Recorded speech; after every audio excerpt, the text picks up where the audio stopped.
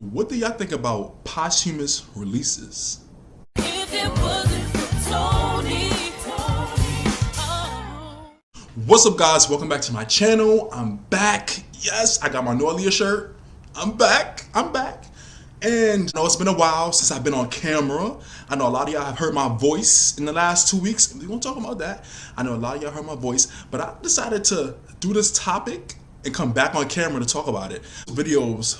It was about a topic that I wanted to talk about for so long, but I kept prolonging it because I knew the reaction and all the conspiracy theorists and all of this and all of that.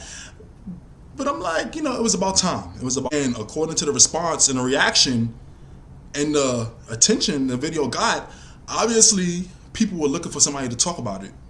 And there I was. So thank you again. And I was going to say thank you for 10K, but by the time I'm recording this, I'm at 11K, 11,000 people around the world subscribe to me, want to hear me talk about different things, including Aaliyah and other topics. I'm like, wow, thank you so much. I really appreciate it. And to the 75% of people who got what I was saying in those videos, you know what I'm saying? Like, when you over 100,000 people, right? 75%, y'all got what I was saying. Yes, we had our thinking caps on, right? We was tuned in. Like, we get it. We get it. I see you. Y'all see me, right? Or y'all heard me, right? To the 25% of the people who didn't get it, oh, you doing this for the views? Oh, you doing, hype is a legend. Ooh. Oh my God. I don't know what to tell you. Like, I don't know what to say. And again, I always find it interesting. Out of all the Aaliyah videos I done did, right? I done did over 100. You could tell who watches the whole video. You could tell who's new to my channel and you just saw that one video and you judging me off of that one video. You don't look at my other 100 videos. That's your first video you coming across. You judging me off that one video. I done made 100 about Aaliyah. Yes, and her name is pronounced Aaliyah. To everybody saying you pronounce her name wrong, no, her name is pronounced Aaliyah. People like to ignore that. Out of all the videos I did of Aaliyah over the last 3 years, certain ones like that, or those are the ones that become popular and the algorithm picks up and it gets all this attention and I like it. I'm appreciative of it because I know I wasn't the only one feeling this way. But it's like all the more positive videos I did about Aaliyah, they kind of just, it would be nice if those got more, but it is what it is. Whoever was meant to click on it, y'all clicked on it, y'all supported it, most of y'all, and I'm appreciative of it, right? And for the people that say you do it for the views, I mean, you doing a video on YouTube, would you want to get 20 views or 20,000? I mean, come on. Once you release a video to YouTube, there's no saying how much attention or views or whatever it's going to get. You release it to YouTube, you let YouTube do the rest. So the fact that it got that much attention, that goes to show that it was a topic people wanted to hear, people wanted to discuss, but nobody was talking about it until I came along. So that's all I got to say. Thank you to everybody who's recently subscribed to me. Thank you to everybody who's been subscribed to me. And I hope you all enjoy this video. And this video is going to be about posthumous releases, posthumous albums, posthumous singles. What do you guys think about posthumous releases? Is it right? Is it wrong? Are you in the middle? Like, where do y'all stand with posthumous releases? Aaliyah, Michael Jackson, you could throw Phyllis Hyman in there. And, I love, I can say I'm a fan of Tupac and Biggie and Selena and their music, but it's just like a lot of my favorite artists have passed. And it's just like, you could be excited for posthumous releases and different things like that. When certain rappers unfortunately pass away or get killed, you know what I'm saying? It's like, it's sad, but then all of a sudden, a few months from then, they get a posthumous album, and it's like all these unreleased songs and features and this and that. It's just like, where do y'all stand with the posthumous releases? Let's talk about it. Putting out more music for the fans to enjoy, unreleased songs, unreleased tracks, and unreleased vocals, unreleased footage, different things like that, right? Is it continuing their legacy, or is it exploiting their legacy? Well, spade a spade, right? With a posthumous release for a record label, the end goal is to make money. The artist died, it's tragic, it's sad. They still got music fans around the world. They still got people they still have an investment. The label still has an investment with this artist, and it's still money to be made. So it's kind of like it's sad, but like, okay, they still got a large fan base. Let's release some more music. Let's release some more albums. And it's kind of like I'm in the middle, especially with certain artists. I think of Aaliyah, Michael Jackson, Tupac, even as of recently, Pop Smoke. Think about it, right? these artists, they've passed away. They're not here to sign off on these new albums and new singles and the album covers and the promotion. They're not here to market and sign off and be like, okay, I like this song, I like this song, okay, do a music video and do it, you know what I'm saying? Many question marks when it comes to the ethics of it, you know? Major Michael Jackson fan since 2009, my profile picture. But then again, you know, doing your research or even some this basic knowledge that at the time of his death, right, Michael Jackson was in debt. He owed like millions of dollars to all these different things. But over these last 12 years, all the music and games and merchandise and everything that Michael Jackson's estate has released has accumulated over $1 billion. His estate has accumulated over $1 billion, releasing all his posthumous work. $1 billion. So it's kind of like, you know what I'm saying? Y'all following me, right? Example, in the 90s, when it was like Tupac and Biggie, and you know what happened with that? Their posthumous releases, they became big, they became huge, and it was like they had some nice songs and everything like that. And of course, it's like, of course, the thing was to make money, but the music was good. And some of y'all might know, right? Tupac was an artist that he had, you know how you pick an album, right? You pick the songs for an album, you 12, 13 songs. But Tupac would record over 70 songs for an album era, you know? Sometimes, I even saw a documentary where it said sometimes Tupac would knock out like 3 songs in one night, you know? So yeah, Tupac, he got it in, right? But the thing is, it's like, okay, you pick these 12 songs for the album. Yeah, all these other unreleased songs that the record company was, all right, we can pick this, do this, release 3, 4, 5 more albums. Posthumous albums with those songs. The same thing can be said for an artist like Michael Jackson. Michael Jackson has been in the industry, recording industry, for over 40 years. So his catalog goes way back. You know what I'm saying? His catalog goes way back. He got songs from the 70s, from the 80s, from the 90s, from the 2000s. So it's probably a whole catalog full of songs that we haven't even heard. They released many posthumous albums of Michael Jackson, and I'm pretty sure there's going to be some more in the future because he has that catalog. Right? But then again, it was that controversy, and I remember because I bought this album. Y'all remember that Michael album? Came out in 2010, where it was like, obviously, they thought we was stupid, they thought we was dummies, and they tried to have impersonators singing Michael Jackson with that all that stuff, right? You know how Michael Jackson was saying and do like the Michael-isms with all of that, right? Y'all know what I'm saying? They had impersonators, and it's just like, I remember listening to the album and I was so excited, and it was like, I feel like it was his first posthumous album after he had passed, and I was excited. I remember my mother took me to Target to go buy it, and I was like, all right, this is like 12 years ago? Yeah, 12 years ago. And I'm listening to it, I'm like, okay, I get to track 3, track 4, track 5, I'm like, this is not Michael Jackson. Oh my God. Now, you done pissed me off. Had somebody in the studio impersonating his voice. Y'all really thought we wasn't gonna realize that that wasn't Michael Jackson singing half of those songs? I mean, did y'all not find enough songs in the vault? Y'all had to get somebody to sing like him and impersonate his voice? Whoa, Holiday. Wait, hold on, Holiday. The lowest is what? 0. I tell you, I'm listening to the album, I was at a loss for words.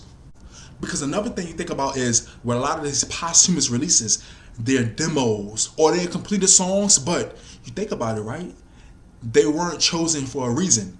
They were recorded however long ago. They weren't chosen to be on the album for a reason. Because it's kind of like okay, you did like 30 songs, you got to pick 12.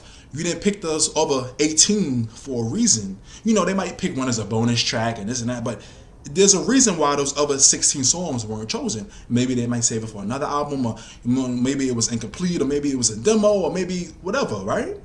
So it's kind of like when they take these songs that weren't meant to be released when they were, right? They were skipped over for a reason, and then they like try to remaster it, sprinkle nowadays, right? Sprinkle some 2022 technology and auto-tune and all this production on it to release it to the masses. Oh, new Aaliyah, new Michael Jackson. You know, it's kind of like, you got to think like, and I'm not going to rag on it. I ragged on it enough. Going back to that Aaliyah featuring The Weeknd Poison single, that was a major example of what I'm talking about. Like, You got Aaliyah with walkie-talkie vocals. Copy. Over. And then you got The Weeknd sounding like he's in a top-notch studio. And then it's just, no. You could tell that was rushed, and it was kind of like a Barry Hankinson, Aaliyah's uncle. That's where he gets into that money-hungry thing. It's like, oh yeah, new single, Poison, new Aaliyah album, Unstoppable, Posthumous album.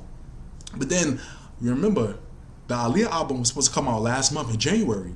But because of the backlash from Poison, they prolonging it. And there's no word yet. As of now, no update of when the album's coming out. We didn't get no album cover. We didn't get nothing.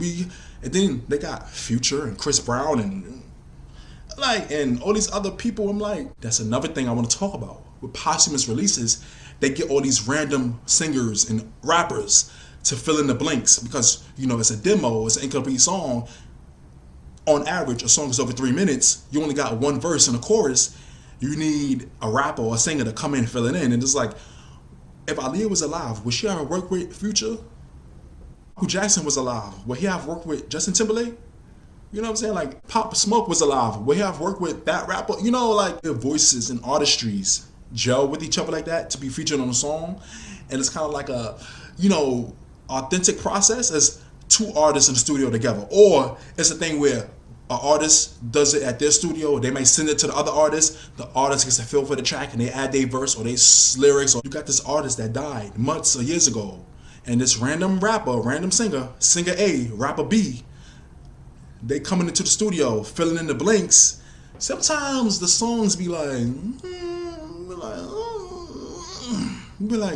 this ain't hitting like it's supposed to, So then it goes into the question of, are posthumous releases really necessary?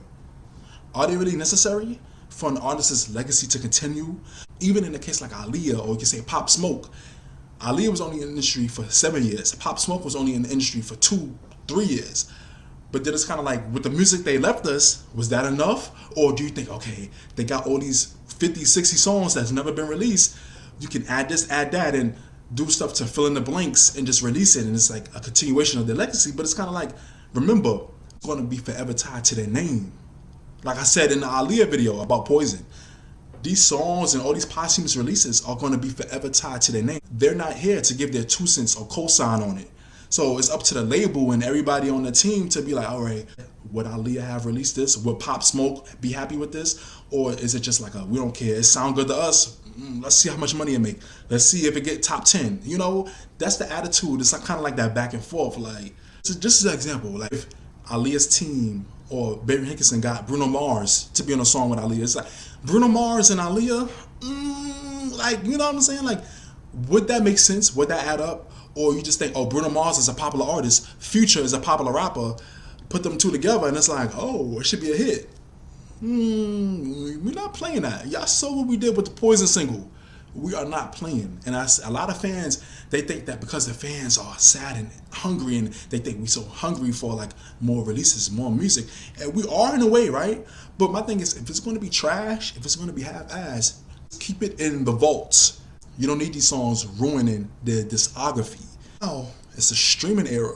So it's kind of like, it's like they can release it on Spotify, iTunes, and people can listen to it as much as they want. And that counts for the profit and the money. You don't got to go out and buy the physical album no more, like you had to do back in the day. It was even deeper because y'all remember a few years ago they had a Tupac hologram, and it was the whole big thing with that. And Selena's family was even thinking about releasing a Selena hologram, but it was so much backlash that they just scrapped that and you never heard about it again. They feel like the fan bases are starving because the artist is dead, right? They passed away. There's physically, literally, technically no way for them to keep producing more music videos, and more projects, more this, more that, because they're not here, Physically, they're not here to do anything else. So it's kind of like you got this starving fan base. You got to feed them. That's how they are. And it's like, okay, this is getting my own money for the label and more money for this. Moving on to another artist I really want to talk about is Pop Smoke. Y'all know Pop Smoke was a big rapper. He was getting bigger and bigger. He was underground and he was becoming more mainstream and more mainstream as the years went on. But unfortunately, right, back in 2020, I believe, And I used to listen to his music before he passed, but it's after he passed, I got more into his music. He had like that Brooklyn drill sound. He had like that deep voice, you know, and he had like that thing. I know it's like in the UK, right? They do the drill thing too, and it's like he just took all these influences. He had his own thing going on. Pop Smoke just had his own thing going on. It's almost refreshing. And I know a lot of people talk about trap and drill and all that, but his music was refreshing. Tupac, he wasn't trying to be J. Cole or Biggie. He was just Pop Smoke. He had his own thing. He had his own artistry going on. And I remember they done did like 2 or 3 posthumous releases.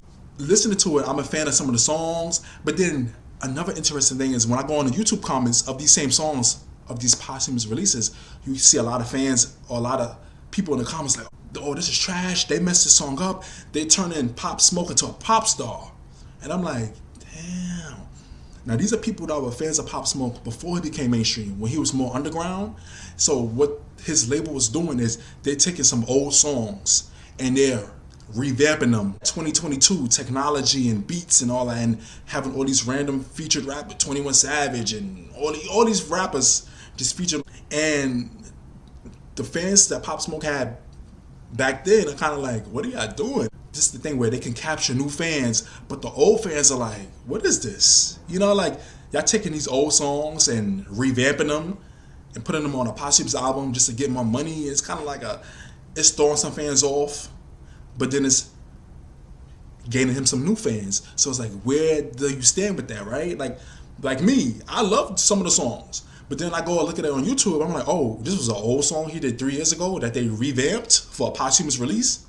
Oh, and then you see a lot of people complaining about it. It's like, oh, it's kind of like a 50-50 thing. And then you even think about like marketing. When it comes to marketing of these posthumous releases, like I said, the artist is not here to market themselves, market the song. Oh, when they try to do music videos, you see how they're not in the music video, so they got the featured artist in the music video. Or they might do a thing where it's like a fan montage, or they do this, or they add clips of them, or you got the artist that's featured in the song doing whatever with some fans, or some other celebs, then they got clips of them playing in the background, or like a montage. It's kind of like a, you know, like sometimes it's nice, but then 5, 10, 15 years after death, it's kind of like you just still milking their legacy, milking their music. And it's like, this is stuff that they can't even approve. You know, they've been dead for 5 years, 10 years, however long, 20 years. And they're not here to approve of this. And as the fans, you know, the starving fan base, because this artist died and they can't do anything else for their fans, right? The label was just like, all right, we're going to feed them. Let's see how much they eat, right? It kind of puts me in the middle. Like, I'm split in the middle where it's like, if it's done right, it's done right. Of course, the end goal is to make money. Of course, that's the end goal.